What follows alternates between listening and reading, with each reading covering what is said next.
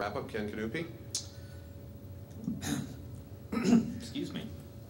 We've kind of swung a wide circle here. We started out talking about ethanol, we ended up talking about flat tires and tennis balls. But I appreciate, and we all do up here, we appreciate the opportunity to come and introduce ourselves and visit with people and hopefully visit with you afterwards too. And I'm kind of the odd man out here. I'm the one that doesn't have political experience. I can't brag about the decades of years that I've spent in Pierre or anything like that.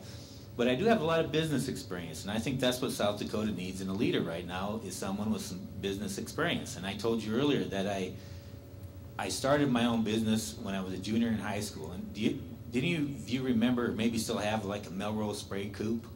You know what that is? Yeah.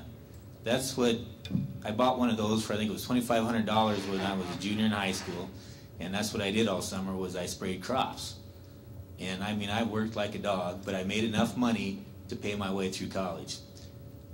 And I had jobs in college too, but my main focus of income was on that spray job. I did that for about 4 or 5 years, I think it was. And then I got in the ranching business.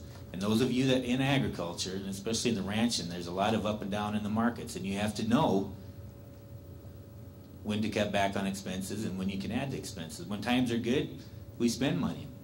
And that's all right. I don't have a problem with spending money that we made.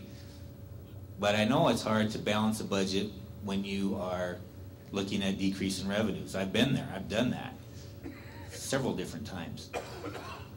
And I know it's a business thing that you have to do, and I think some of this stuff we have to look at it as business. And I think the number one thing, and I said it earlier again, is the budget, balancing the budget. That's what our state is going to have to do, our state government. Be fiscally conservative, and then when we balance the budget, when we cut back on their spending, you know what we do too? We actually cut back on government. We limit government, and that's a couple of things that are, I think, it's foundation of the Republican Party. It's a foundation of South Dakota, is being fiscally conservative and limiting government, and that's the direction I want to take this state.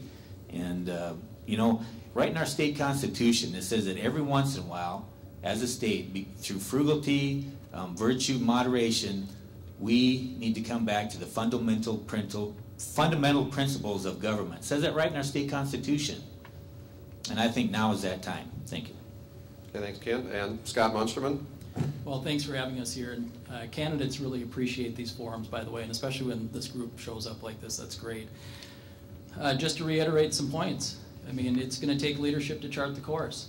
And that leadership needs to hinge on fiscal leadership, getting the state back to a position of financial strength. It's going to take somebody that's been there, done that, understands it, has made the hard decisions. And I'm not just talking about in small business, I'm talking about on a government level. And I'm the candidate that has actually done that. It's going to take strategic leadership. I mean, an actual plan that will grow the whole state.